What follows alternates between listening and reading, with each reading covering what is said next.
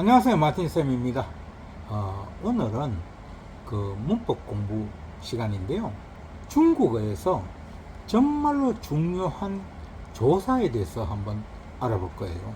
특히 중국어를 공부하면서 정말로 헷갈리기 쉬운 대표적인 조사, 더라고 발음하는 세 개의 조사에 대해서 중점적으로 알아볼 거예요. 이 각각의 쓰임새를 잘 배워두면은 중국어 문장이 훨씬 자연스럽고 정확해질 거예요.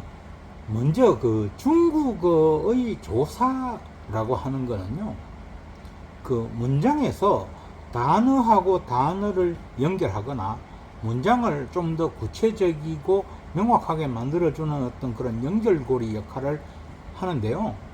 조사라는 게 사실 중국어에서는 한국어에 비하면 굉장히 좀 빈약하고 그렇게 많지도 않아요. 조사가 빈약하기 때문에 한국어처럼 어순과 상관없이 아무데나 붙여도 뜻이 통하고 이러지를 않는 게, 어순이 굉장히 중요한 게 그게 중국어잖아요. 그렇지만 중국어도 분명히 조사라는 존재가 있습니다. 아예 그런 게 없으면 언어적으로 완성되기가 굉장히 힘들겠죠.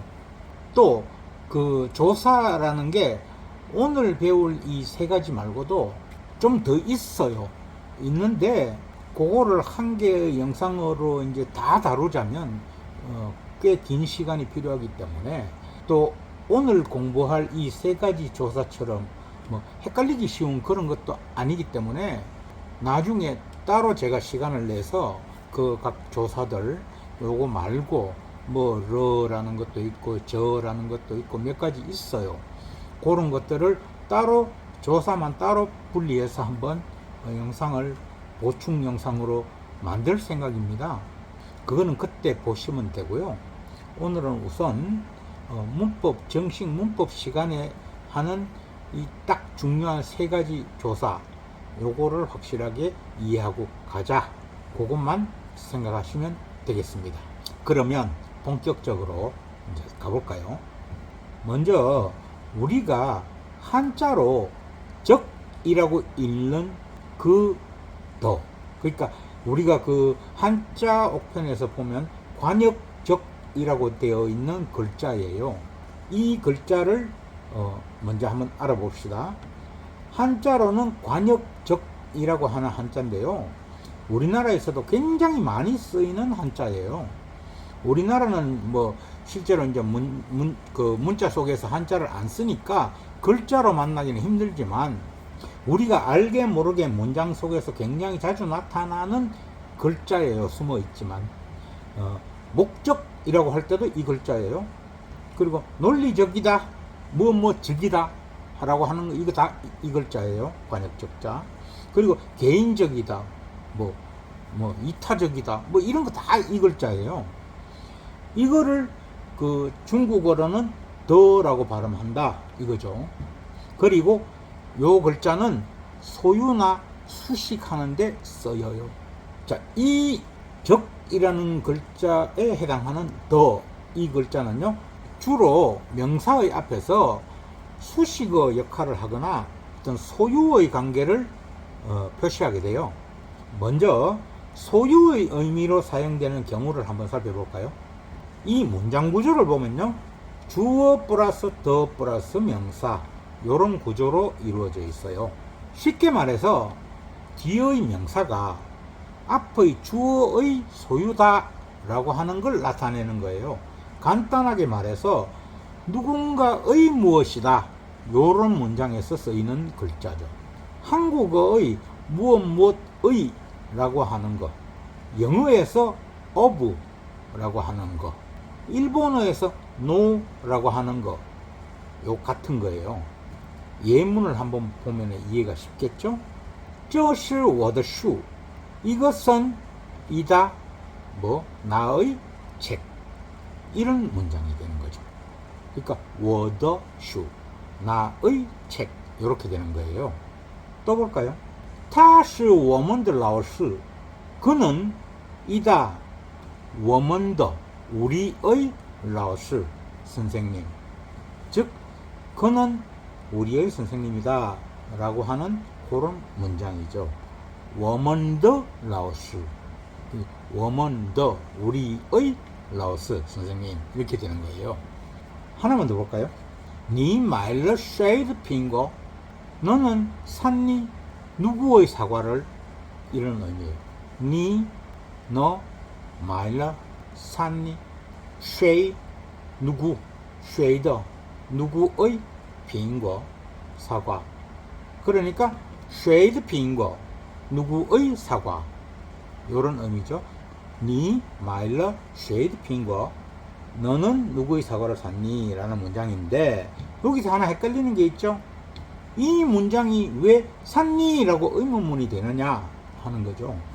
지난 시간에 배웠던 의문문 시간에 배웠던 마도 없고 뭐 정관 의문문 뭐 샀니 안 샀니 이런 것도 없잖아요. 근데 왜 이게 의문문일까요? 맞습니다. 지난 시간에 설명했던 바로 의문사가 있기 때문이에요. 쉐이라고 하는 누구라고 하는 의문사예요. 그러니까 누구라고 묻는 의문사가 이 문장 속에 들어가 있기 때문에 이것은 따로 마라든가 정반 의문문 같은 게 없어도 의문문이 되는 겁니다. 그래서 제가 해석을 할 때 미리부터 샀니라고 해석을 한 거예요.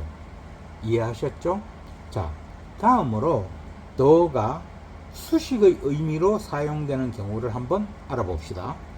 수식의 의미로 사용될 때 이 경우는요, 문장 구조가 수식어, 그러니까 형용사 또는 형용사구 플러스 더 플러스 명사 이렇게 됩니다. 그 수식어가 주로 형용사를 수식해요. 그래서 그 뜻은 어떠한 명사 이런 형태가 되는 거예요. 이해가 잘 안 되죠? 예문을 보면 바로 이해가 될 겁니다. 我喜欢红色的衣服我나喜欢 좋아한다 红色的 빨간 옷 红色的 요게 빨간이 되는 겁니다. 그냥 홍수 하면은 빨강색 그냥 홍색 빨강 이런 의미죠.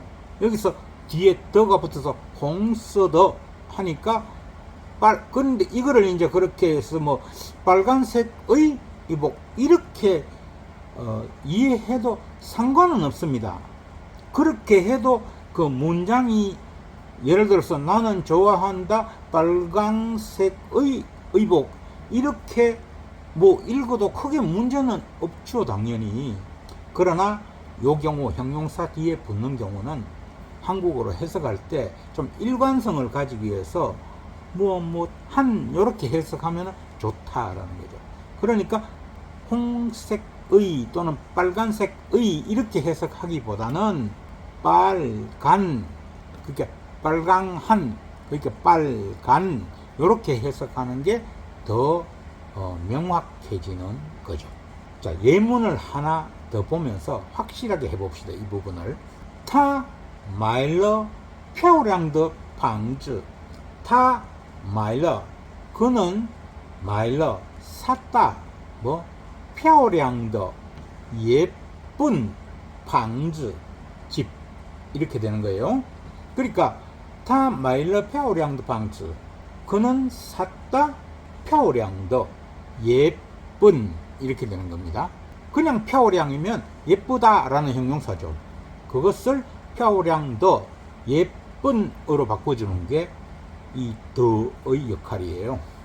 이건 아까처럼 의라고 해석하기가 애매하죠. 빨간색 의는 그게 가능했는데 이 漂亮하니까 예쁨의 이렇게 하니까 이상하지잖아요. 그러니까 한 이렇게 해석하는 게 맞는 겁니다. 자, 하나 더 볼까요? 这是一杯热的茶 이것은 이다 한 잔의 뜨거운 차 이런 겁니다. 그러니까 这是 이것은 이다 한 잔, 이杯한 잔, 热的 뜨거운 차 이렇게 되는 거예요. 그러니까 뜨겁다의가 아니라 뜨거운 만약에 그냥 르면 뭐가 돼요? 그냥 뜨겁다라는 형용사죠. 그것을 더라고 더를 붙여줌으로써 뜨거운 이렇게 되는 거죠. 이해하시겠죠?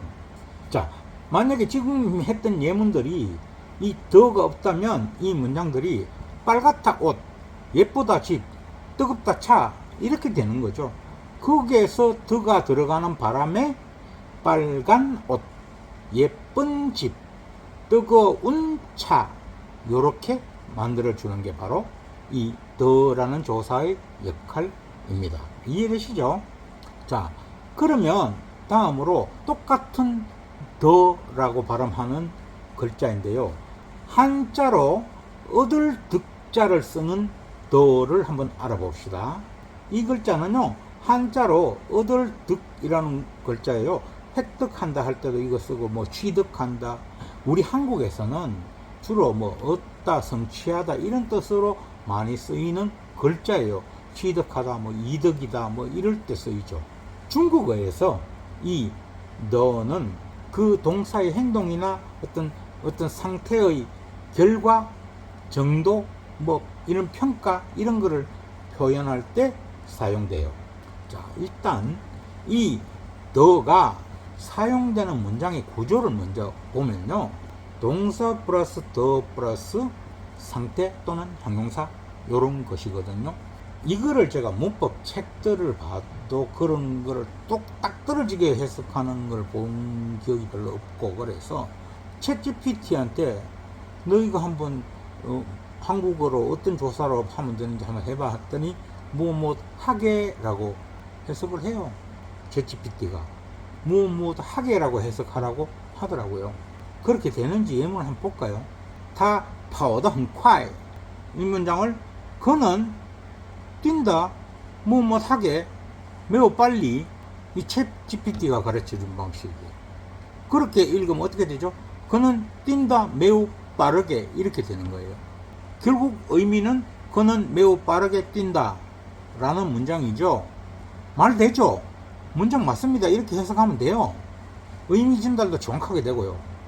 근데 이게 문법적으로 보면 웃기게 되는 거예요. 뭔가 이상하지 않으세요? 더가 조사라고 했잖아요. 그러면 이 더는 앞에 있는 바오 요거에 영향을 미쳐야 돼요. 근데 뒤에 있는 헝콰이에 영향을 미쳤잖아요. 빠르게 이렇게. 그러면 이게 조사가 무엇의 조사입니까? 아니죠. 빠르게가 되어서는 안 되죠. 앞에 있는 파워의 조사가 되어야 된단 말이에요. 그러니까 결론적으로 이렇게 해석하면 안 되는 거죠. 그래서 제가 챗GPT를 마구 족쳤어요. 너 그렇게 해석하면 이 조사를 정확하게 설명할 수가 없게 된다. 이 조사의 필요성이 불분명해진다. 똑바로 해봐 하고 계속 추궁을 했어요. 이거 틀렸잖아 하고. 그렇게 해서 챗GPT가 결국 제 말에 납득을 하도록 굴복을 시켰어요. 근데 챗GPT 뿐이 아니고요. 제가 공부했던 문법 책들도 보면 대체적으로 이렇게 애매하게 되어 있어요. 그 의미만 전달이 되는 이런 형태로 의미를 지니고 있다 해석하면 된다 이렇게만 나오지 분명하게 무엇이라고 딱 이렇게 할 수 있는 뭔가를 주지 않더라고요. 조사라는 거는 앞의 단어와 뒤의 단어를 연결해주는 품사 아닙니까? 앞의 단어를 수식해서 뒤의 단어를 부드럽게 연결해주는 게 조사잖아요. 그 조사가 딱 떨어지게 한국말로 대치가 안 되면 뭘 어쩌자는 거냐 이 말이죠. 저는요, 제가 공부해보고 찾아보고 뒤져보고 챗GPT를 막 족쳐보고 해본 결과에 따르면요, 저는 이 더라는 얻을 득자 더를요 무엇이 이렇게 해석을 하는 게 가장 정확하다라고 봅니다. 무엇을 또는 를 무엇이 또는 가 이렇게 해석하는 게 가장 정확하게 해석이 된다라고 본다는 거예요. 그러면 그렇게 해석하면 어떻게 되는지 다시 보자고요. 제가 이해한 대로 얻을 득자 더를 다시 해석해 봅시다. 타 파워더 헝콰이 그는 파워더 뛰는 것이 헝콰이 매우 빠르다. 바로 이해되지 않나요? 이 조사가 뒤에 있는 형용사의 상태나 정도를 연결해 주는 것이잖아요. 무엇이 어떻다 이렇게 만들어주면은 선명하지 않습니까? 자, 예문을 더 볼까요? 타唱歌的很好听. 그녀는 唱歌的 노래하는 것이 很好听 매우 좋다 듣기에. 즉 그녀는 노래를 매우 잘한다 이런 의미죠. 아주 매끄럽지 않습니까? 하나만 더 봅시다. 你做饭做得很好. 너는 做饭 밥짓기 취사하기 밥하기 뭐 이런 뜻이에요. 做饭 밥짓기 做的 하는 것을 很好 매우 잘한다 그런 거죠. 동사하고 뒤에 있는 형용사를 부드럽게 연결해 주는 게 조사예요. 저는 이 글자를 무엇이 무엇을 이런 식으로 해석을 할 때 가장 이 얻을 득자 더가 잘 이해되더라고요. 다음으로 이 글자가 부정을 나타낼 때를 알아봐야 되는데요. 저처럼 이렇게 해석하지 않으면 이 부정을 나타낼 때 긍정하고는 전혀 다르게 돼가지고 되게 헷갈려져요. 보세요. 일단 부정을 나타낼 때 이 구조는 동사 플러스 더 플러스 부정 표현인데 이 부정 표현은 보들이에요. 앞에 했던 긍정 표현들은 형용사잖아요. 뒤에 오는 게. 그런데 이 부정 표현은 이 부정 표현들이 형용사가 아니고 보라니까요. 그래서 이제 이 부정형이 왔을 때 정말 제가 이야기하는 것처럼 무엇이 무엇가 무엇을 이렇게 해도 해석이 정확하게 되느냐 보자고요. 我听的不懂 나는 들은 것을 이해하지 못한다 이렇게 해석하면 되는데요. 문제는 각종 문법 책들이나 뭐 이런 걸 보면요, 이걸 나는 들었지만 이해하지 못했다, 들었으나 이해하지 못했다 이런 식으로 하더라고요. 그러면 그거를 하지만 이렇게 해석해야 되냐 라고 하면 그것도 아니라고 해요. 그럼 대체 이 더가 왜 쓰인 거예요? 챗GPT한테 물었을 때도 정확하게 대답을 못했어요. 이 부분을. 이 문장은요 그냥 워팅부동 이렇게 해도 충분히 완벽한 문장이에요. 해석도 나는 들어도 몰라, 난 잘 못 알아들어 이런 문장이에요. 그러면 왜 쓸데없이 워팅더 부동이라고 더를 넣는 거예요? 그렇게 넣을 필요가 뭐 있어요? 복잡하기만 하지. 그렇습니다. 이 이유를 알아야 될 거 아니에요. 이 용도를 알아야 될 거 아닙니까? 그거 안 써도 할 수 있는데 굳이 그냥 재미로 문장이 있어 보이려고 넣는 거예요. 필요하니까 넣는 거 아니겠습니까? 자, 조사잖아요. 조사가 들어가면 문장이 분명해지거나 부드러워지거나 연결이 부드러워지거나 분명해지거나 이래야 되겠죠. 그냥 워팅부동이라고 해도 충분히 완전한 문장인데요. 난 못 알아듣겠어, 난 들어도 모르겠어 이런 의미가 돼버린단 말이에요. 그게 나쁘다는 게 아니에요. 그 문장이 되는데 워팅부동이라고 너를 넣어주면요, 나는 들은 것을 이해하지 못한다 이게 했으니까 어떻게 되냐면 듣기는 들었다, 근데 그 들은 것을 이해하지 못했다 이런 의미가 되는 거예요. 듣는 것은 했단 말이에요. 그러나 이해하지 못했단 말이에요. 그 내용을. 이런 문장이 되는 거예요. 더가 들어감으로써 그게 분명해지는 거예요. 그냥 워팅부동이라고만 해버리면 나는 들어도 몰라, 난 못 알아들어 먹어 이런 식으로 받아들일 수가 있다 이 말이에요. 근데 이제 워팅부동이라고 하는 순간 나는 네가 하는 말을 듣기는 들어, 그런데 그걸 이해를 잘 못하겠어 이렇게 되는 거예요. 그 해석을 어떻게 하면 좋을까? 한국말로 막 이렇게 나열을 해서 설명을 해야 되나요? 아니죠. 나는 들은 것을 이해하지 못했다 이러면 되잖아요. 나는 들은 것을 이해하지 못한다 이렇게 하면 되는데 뭘 복잡하게 할 필요가 있습니까? 자, 보세요. 한국어도 나 달리기 안 해 이러면 매우 딱딱하고 거칠죠. 근데 나는 달리기를 안 해 훨씬 부드러워지지 않나요? 이것도 그런 거라고 봐도 될 겁니다. 예문을 하나만 더 봅시다. 他做得不好 그는 做得 하는 것이 不好 좋지 않더라. 그러니까 그는 뭐 하는 거를 잘 못한다. 이렇게 해석될 수 있는 문장이 되는 거죠. 근데 이 번역기도 그렇고 대부분 한국어로 번역해 놓은 거 보면은요, 이런 문장을 그냥 그는 잘 못한다 이렇게 번역을 해버려요. 그러면 더가 없이 다 주어 보하오 이렇게 해도 똑같은 의미가 되니까 더라는 조사가 왜 필요한지 헷갈려져 버려요. 그러니까 그 하는 걸, 하는 것을, 하는 것이 이렇게 동사를 수식해서 뒤로 연결을 해주면 훨씬 부드러워진단 말이에요. 명확하고 구분도 되고. 그걸 안 넣고 해석을 해버리면 뭐 의미는 같다고 하더라도 그 조사가 굳이 들어가야 되는 그 용도가 사라져 버리는 거죠. 제가 이런 것 때문에 여러 문장을 확인해 봤지만 딱 하나로 정리해야 한다라고 한다면 저는 이 어덜덕자 더라는 조사를 무엇 무엇을 무엇 무엇을 또는 무엇 무엇이 무엇 무엇가 이런 식으로 해석을 할 때 가장 정확하게 해석이 된다 라고 판단한 게 제 결론입니다. 혹시 다른 의견이 있으시거나 너 틀렸어 그거 아니야 하고 명확하게 제가 틀린 것을 지적해 줄 수 있는 분이 계신다면 댓글로 언제든지 조언을 주세요. 기쁘게 받아들이겠습니다. 다음으로 땅지자 더입니다. 땅지자 더. 이 더는요, 그 부사로 만들어주는 조사예요. 뭐를 부사로 만들까요? 어떤 문장에서 동사가 있을 거 아닙니까? 그 동사 앞에 있는 형용사 또는 형용사 구를 동사를 수식하기 좋도록 부사로 만들어서 동사를 꾸며줄 수 있게 만들어줘요. 그래가지고 그 동사의 그 행동 방식을 표현할 때 쓰는 거예요. 이렇게 설명하니까 문법적인 용어들로 설명하니까 헷갈리고 무슨 말인지 못 알아듣겠죠. 백날 이렇게 설명해도 무슨 말인지 헷갈리니까 예문으로 직접 봅시다.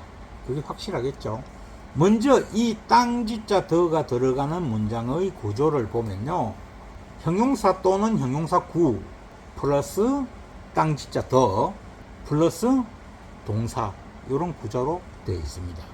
그래서 이 더의 뜻은 무엇 무엇 하게 라고 해석해주면 무난해져요. 위에 어덜덕자 더보다는 편해요. 무엇 무엇 하게 라고 해석하면 돼요. 딱 떨어져요. 예문을 봅시다. 다 만만 더 쪼 그는 만만 더 천천히 걷는다. 이거 역시 되게 헷갈리기 쉬운데요. 이 만만을요 번역기에 넣어보면 어떻게 나오는지 아세요? 천천히라고 번역돼서 나와요. 책들 중에서도 그렇게 해석해 놓은 책도 많고요. 근데 이게 우리가 언어 공부를 할 때는 이런 부분을 명확하게 해주지 않으면 굉장히 어려워지고 헷갈려져요. 이 만만은 천천히가 아니에요. 느릿느릿하다 이런 식으로 해석할 수 있어요. 형용사예요. 뭐 중국 사람들은 이렇게 만만 이렇게 중복하는 경우가 많으니까 한국 사람으로서는 그냥 뭐 굳이 중복 안 하고 그냥 느리다 라는 형용사로 해석해도 무방해요. 어쨌든 이건 형용사예요. 형용사는 뭐뭐하다, 예쁘다, 아름답다, 느리다. 근데 이게 어떻게 천천히라는 단어가 될 수 있죠?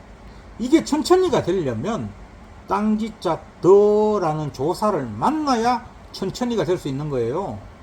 만만 더 이렇게 만만 더 해야 천천히 이렇게 될 수 있는 거예요. 그러니까 그렇게 하니까 헷갈리죠? 천천히가 아니라 만만 더 해야 느리게 느릿느릿하게 이렇게 되어서 그 느리게 느릿느릿하게 이게 결국은 이제 다른 말로 하면 천천히잖아요. 그렇게 해서 천천히라고 해석할 수는 있단 말이에요. 근데 만만 가지고 천천히라고 해석하면 안 되는 거예요. 그러니까 팝하거나 뭐 구글 번역기 같은 번역기 자체가 틀려버린 거예요. 이 부분은 이거를 분명히 이해하고 가자 이거죠. 예문을 하나만 더 봅시다. 하이즈먼 카이신더 왈 하이즈먼 아이들이 카이신더 즐겁게 왈 논다. 자, 이거 바로 이해되시죠? 카이신더라는 카이신이라는 게 연다 뭐를? 가슴을. 연다 마음을. 그러니까 즐겁다라는 의미잖아요. 가슴이 열려 있으니까. 그러니까 카이신더 카이신이 즐겁다니까 카이신더 하니까 즐겁게, 즐겁하게 이렇게 되니까 즐겁하게라는 말은 없으니까 즐겁게 이렇게 되는 거죠. 쉽게 이해가 되시죠? 이거는 하이즈먼 카이신더 월, 아이들이 카이신더 즐겁게 완을 논다, 이런 거예요. 자, 그러면 오늘 알아본 이 세 개의 더, 똑같은 발음인 세 개의 더를 한번 정리해서 비교해보고 가야겠죠. 더는 모두 발음이 똑같이 더라서 헷갈리기 쉽죠. 이 세 가지를 쉽고 명확하게 구분하는 방법을 한번 정리해 보자고요. 먼저 관역적자 더는 소유 또는 어떤 단어를 수식한다 그랬죠. 무엇무엇의 라고 해석하면 무난하고, 뭔가를 수식하는 경우에 무엇무엇한 이렇게 해석하면 무난하게 되죠. 그 다음으로 어들덕자 더는 동사의 뒤에서 동작의 결과, 정도, 평가 이런 것들을 말해주는데 좀 복잡하지만 무엇무엇이, 무엇무엇가, 무엇무엇을, 무엇무엇을 이런 조사로 붙여서 해석하면 대체로 잘 해석이 됩니다. 어떠어떠한 동작을, 어떠어떠한 동작이, 그런 거죠. 그게 어떠어떠한 동작이 어떻다라고 하니까 그 결과가 나오기도 하고 정도가 나오기도 하고 평가가 나오기도 하는 거예요. 좀 이게 그 어들덕자 더가 제일 좀 개념 잡기가 좀 복잡하지만 해석할 때 그냥 을 요거를 붙여서 해석해보면 대체로 잘 해석이 되고 문맥 자체가 이해가 딱 들어옵니다. 마지막으로 땅지자 더는 동사 앞에 있는 형용사를 부사로 만들어서 동사를 꾸며준다 그랬죠. 그래서 무엇무엇하게 동사한다, 이렇게 해석하면 되는 거죠. 자, 이 문법적인 설명으로 다시 한번 해보면 관역적자 더는 명사를 꾸며주고, 어들덕자 더는 동사가 뭐 잘했는지 못했는지 어떻게 했는지를 설명하고, 땅지자 더는 동사 앞에 형용사를 부사로 만들어서 동사를 어떤 행동 방식으로 꾸며준다 라고 기억하면 되는데, 이렇게 문법적으로 설명하고 이해하고 기억하는 자체가 굉장히 어렵지 않습니까? 그러니까 그냥 우리는 여기서 적자 더는 무엇무엇의 또는 무엇무엇한 이렇게 된다. 득자 더는 무엇무엇을 무엇무엇이 이렇게 하면 된다. 지자 더는 무엇무엇하게 라고 해석하면 된다라고 외워두면은 우리가 대화하는데 별로 고민할 거 없이 대화가 될 겁니다. 오늘은 중국어에서 가장 중요한 조사, 발음이 더로 똑같은 세 개의 더라는 조사를 알아봤어요. 이 세 가지 조사는 중국어 문장에서 꾸준히 등장하면서도 헷갈리기 쉽기 때문에 반드시 이해를 해둬야 됩니다. 문장 속에서 이 조사들이 어떻게 쓰이는지 앞으로 얘들이 출몰할 때마다 주의 깊게 봐주세요. 오늘은 여기까지입니다. 가시는 길에 구독, 좋아요 하시죠? 그럼 다음 시간에 봐요. 안녕.